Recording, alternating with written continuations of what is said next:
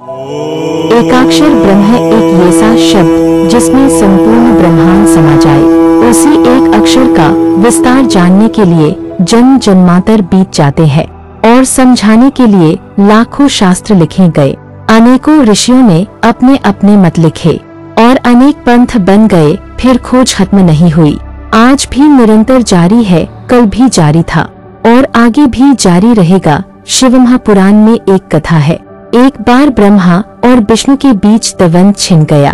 द्वंद्व बढ़ता गया। ब्रह्मा कहते मैं बड़ा हूँ, इसलिए मैं तुमसे ऊपर कमल पर विद्यमान हूँ, और विष्णु जी कहते मैं बड़ा हूँ, मैंने ही अपने नाभि से कमल और आप ब्रह्मा को जन्म दिया, मैं ही तुम्हारा पिता हूँ। इसी विवाद के बीच एक प्रकाश स्तंभ प्रकट हुआ।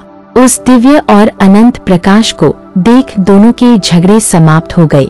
दोनों आपस में विमर्श करके विष्णु नीचे की तरफ चले गए और ब्रह्मा ऊपर की ओर चले गए। दोनों को खोज करने में हजारों वर्ष बीत गए, परंतु किसी को अंत का पता नहीं चला। फिर दोनों उसी स्थान पर पुनः आ गए और स्तुति करने लगे। उनकी स्तुति से प्रसन्न होकर आदि शिव प्रकट हुए और कहा, मैं ही अजन्मा अविनाशी अनंत हूँ, मैं ही तुम सबका जनक हूँ और अनंत ब्रह्मांड मेरी रचना है। मैं सदा ओम रूप में स्थित हूँ और उसी समय दिन रात समय पक्ष माह वर्ष का निर्माण हुआ। सभी की आयु का निर्धारण हुआ। फिर दोनों अपने अपने कार्य में लग गए और सदाशिव अंतर्ध्यान हो गए। वही ओम सृष्टि का पहला स्पंदन है। ओम का वास्तविक उच्चारण है। ओम के बाद गूंजायमान ध्वनि के साथ समाप्त किया जाता है। यह शब्द क्रमशः अकार, उकार, मकार, नाद और बिंदु के पंचमकार प्राण ऊर्जा के साथ प्रवाहित होता है। यही ऊर्जा प्रत्येक सजीव वस्तु को संचालित करता है। जब हम उच्च स्वर में ओम का उच्चारण करते हैं तो पहला शब्द अ, फिर उ और अंत में म के उच्चारण करते समय मुंह को धीरे धीरे बंद करते हैं। मुंह बंद होने पर केवल ध्वनि के साथ कंपन रह जाता है और अंत में बिंदु अर्थात शून्य आ जाता है। यही सही उच्चारण होता है।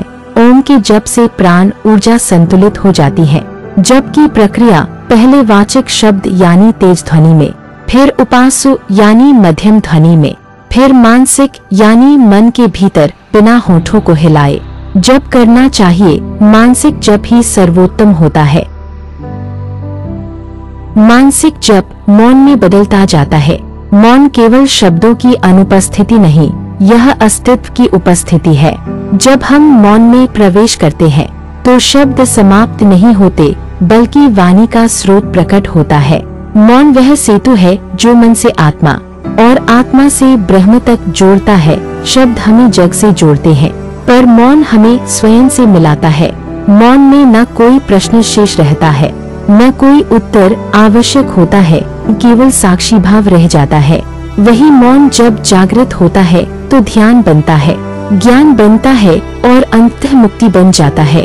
मौन साधक को यह सिखाता है कि सबसे गहरा संवाद शब्दों से नहीं, उपस्थिति से होता है। यतो वाचो निवर्तन्ते अप्राप्य मनसा सह। जहाँ शब्द और मन पहुँच नहीं पाते, वही परम सत्य का निवास है। ध्यान कोई अभ्यास नहीं, यह अस्तित्व के केंद्र की यात्रा है। जहाँ मन थमता है वहाँ आत्मा बोलने लगती है, जहाँ विचार समाप्त होते हैं वही अनुभूति प्रारंभ होती है। ध्यान का अर्थ है बाहर के शोर को पीछे छोड़कर भीतर के मौन को सुनना। यह किसी वस्तु का चिंतन नहीं, बल्कि विचार से परे जागरूकता की अवस्था है।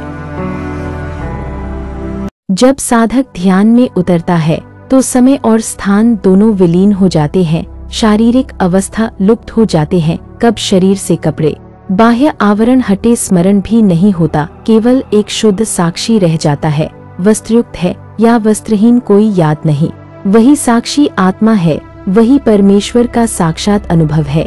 ध्यान में न प्रयास होता है न परिश्रम, केवल समर्पण होता है। जैसे नदी बिना किसी आग्रह के सागर में मिलती है, वैसे ही मन भी ध्यान में ब्रह्म में लीन हो जाता है। ध्यान मात्म विषयम, ध्यान वह है जो आत्मा को अपने ही स्वरूप में स्थिर करता है, और जब आत्मा अपने शाश्वत स्वरूप को पहचान लेती है तब वह केवल आत्मा नहीं, वह साक्षात ब्रह्म हो जाती है। फिर परमात्मा और आत्मा का भेद मिट जाता है।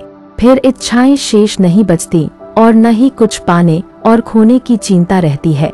ऐसी अवस्था ही शून्य की अवस्था होती है, जहाँ मैं अर्थात अहंकार समाप्त होकर केवल साक्षी भाव ही शेष रहता है। आदि शंकराचार्य जी कहते हैं, ये संसार कल्पना से निर्मित होता है और कल्पना शब्द से, और जहाँ शब्द है वहाँ मुक्ति नहीं है और जहाँ मुक्ति है वहाँ शब्द नहीं है।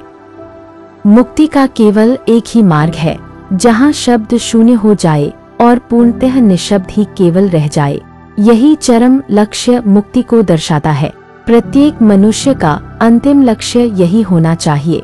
चलिए अब साधना के बारे में जानते हैं। साधना मार्ग पर चलने के लिए एक योग्य गुरु की जरूरत होती है। यदि कोई योग्य गुरु नहीं मिल रहा है तो भगवान शिव या कृष्ण को अपना गुरु बना सकते हैं, या फिर जो आपके इष्ट देवता हो उनको अपना गुरु बना सकते हैं। साधना के लिए केवल एक शांत वातावरण की जरूरत होती है।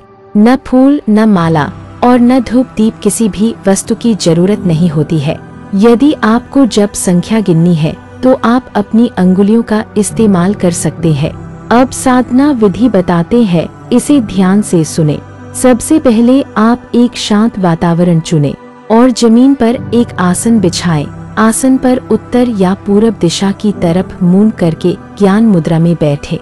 रीढ़ की हड्डी को बिल्कुल सीधा रखें और अपनी आंखों को आधा बंद कर नासिका के अग्रभाग पर दृष्टि लगाएं। अपने मन में गुरु का ध्यान करें। उसके बाद ओम का उच्चारण तेज ध्वनि में लंबी सांस लेकर सांस छोड़ते हुए करें। कम से कम 5 बार करें। फिर मन इंद्री को संयमित करके ओम ब्रह्म एकाक्षर मंत्र का उच्चारण मन में करते रहें। कम से कम 10 मिनट का अभ्यास करें। धीरे धीरे अपने आप समय बढ़ता चला जाएगा। जप के बाद 5 मिनट उस परम ज्योति का अनुभव करें।